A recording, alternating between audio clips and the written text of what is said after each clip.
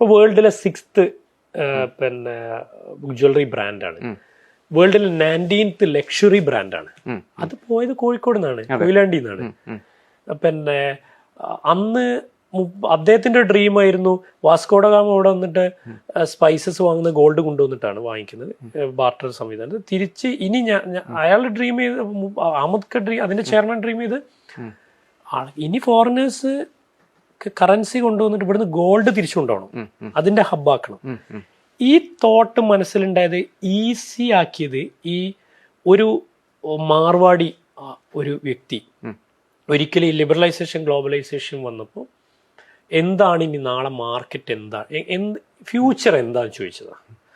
അപ്പൊ അയാള് മാർവാടികൾക്ക് ഇതിന്റെ തമ്പ് റൂൾ കാൽക്കുലേഷൻ ഭയങ്കരമാണല്ലോ. അവർക്ക് ഭയങ്കര പെട്ടെന്ന് നമ്മളെക്കാൾ കൂടുതൽ ഒരു പ്രാക്ടിക്കൽ എഡ്യൂക്കേഷൻ ചിലപ്പോൾ കുറവായിരിക്കും, പക്ഷെ പ്രാക്ടിക്കൽ നോളജ് ഇന്ത്യൻ ട്രേഡേഴ്സ് എന്നില്ല. അപ്പൊ അവര് പറഞ്ഞു പൊന്നും മണ്ണും എന്ന് പറഞ്ഞു. പൊന്നും മണ്ണിലേക്ക് ഫോറിൻ ഇൻവെസ്റ്റ്മെന്റ് ഭയങ്കരമായിട്ട് വരും.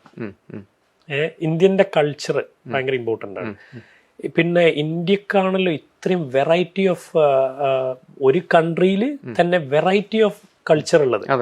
കേരളത്തിലെ കൾച്ചറല്ല കർണാടകയിലല്ല ഗുജറാത്ത്, ഓരോ സ്റ്റേറ്റിലും ഡിഫറെന്റ് കൾച്ചറിലും ഡിഫറെന്റ് ലൈഫ് സ്റ്റൈലുമാണ്.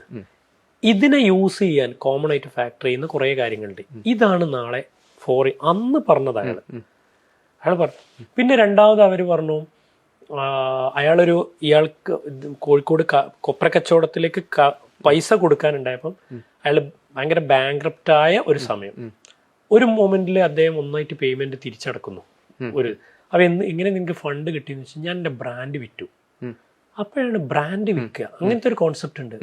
ബ്രാൻഡ് വിൽക്കുക, ലാൻഡ് വിൽക്കുക, ഗോൾഡ് വിൽക്കുക, ബ്രാൻഡ് വിൽക്കുക എന്നുള്ളൊരു കോൺസെപ്റ്റ്. ഈ രണ്ട് സാധനങ്ങളെ റിസ്ക് ടേക്കിംഗ്, ഞാൻ പറഞ്ഞല്ലോ കേരളത്തിൽ റിസ്ക് ടേക്കിംഗ് ആൾക്കാരാണ്. ഇത് മനസ്സിലാക്കി അതിലേക്ക് ഇറങ്ങിച്ചേരാ ഹ്യൂജ് ക്യാപിറ്റൽ ഇൻവെസ്റ്റ്മെന്റ് വേണം ഈ പൊന്നും മണ്ണിനും ബിസിനസ് ആക്കണത്. അത് റിസ്ക് എടുത്തിട്ടാണ് ഇന്ന് വേൾഡിലെ 6th ബ്രാൻഡായിട്ട് മലബാർ ഗോൾഡ് മാറിയത്. അപ്പം ഇപ്പൊ ടാറ്റന്റെ പറയുന്ന തനിഷ്ക് ടാറ്റന്റെ ബ്രാൻഡാ, അതിന്റെ മുകളിലാണ് മലബാർ. അപ്പം ഇത് നടന്നത് കോഴിക്കോട് നിന്നാണ്, കേരളത്തിൽ നിന്നാണ്. ഈ ജേണിയിൽ നേരത്തെ പറഞ്ഞ ആർക്കിടെക്ടിന് ഭയങ്കര റോളാ. അത് ശരിക്കും വിശദീകരിക്കാവുന്ന ഒരു സംഗതിയാണ് എനിക്ക് തോന്നുന്നത്. കാരണം പ്രത്യേകിച്ചും മലബാർ ഗോൾഡിന്റെ ഒരു വളർച്ച, കാരണം ഇതൊരു ട്രഡീഷണലി ഗോൾഡ് ബിസിനസ് നടത്തിക്കൊണ്ടിരുന്ന ഒരു കുടുംബത്തിൽ നിന്നോ വ്യക്തിയിൽ നിന്നോ അല്ല മലബാർ ഗോൾഡ് ഉണ്ടാവുന്നത്. ഈ പറഞ്ഞ ഗ്ലോബലൈസേഷൻ കൊടുത്ത ഒരുപാട് സൗകര്യങ്ങൾ, പിന്നെ ഇന്ത്യയിൽ മാറി വന്ന ബിസിനസിന്റെ സ്ട്രാറ്റജി, ഇതൊക്കെ ഈ മലബാർ ഗോൾഡിന്റെ വികാസത്തിന് സഹായിച്ചിട്ടുണ്ട്. അതെങ്ങനെയാണ് അതില് എനിക്ക് നിങ്ങൾ പറഞ്ഞ പോലെ നേരത്തെ പറഞ്ഞ പോലെ പാരമ്പര്യ ബിസിനസ്, കുടുംബ ബിസിനസ്സിൽ നിന്ന് മാറി ചിന്തിച്ച ആൾക്കാരാണ് പിന്നീട് സർവൈവ് ചെയ്യുന്നുള്ളൂ. പല ബിസിനസ്, കുടുംബ ബിസിനസ് ഒക്കെ, ഈവൻ ജ്വല്ലറി എന്ന് പറയുന്ന ഗോൾഡ് ബിസിനസ് കുടുംബ ബിസിനസ് ആയിരുന്നു കേരളത്തില്. ആലുക്കാസ്, ആലപ്പാട്ട്, ഭീമ, അയോധ്യ അല്ലേ, പിന്നൊരു ബ്രാൻഡ് ഉണ്ട്, പേര് മറന്നു, കാരണം പേര് തന്നെ മറന്നു, വെങ്കടേഷ് ബിയൻ. അപ്പൊ ഇതിന്നൊക്കെ മാറി ഒരു പുതിയ ബ്രാൻഡ് അതിൽ നിന്ന് ഡെവലപ്പ് ചെയ്ത് വരികയാണ്. അതും കുടുംബമായിട്ട് ഒരു ഗോൾഡിന്റെ ABCD പോലും അറിയാതെ.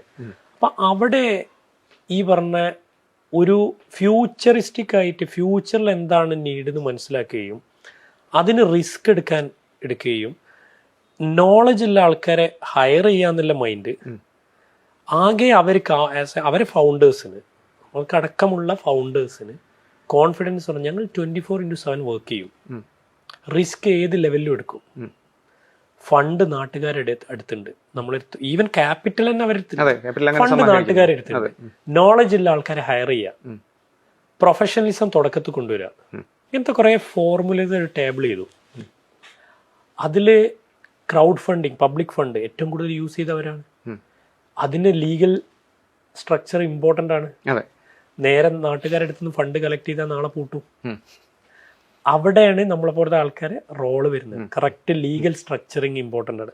തുടക്കം മുതൽ തന്നെ 93 അവർ തുടങ്ങുമ്പോൾ പാർട്ണർഷിപ്പ് ഫേമാണ്, 2001 ഒരു കോർപ്പറേറ്റ് സ്ട്രക്ചറിൽ കമ്പനിയിലേക്ക് മാറി.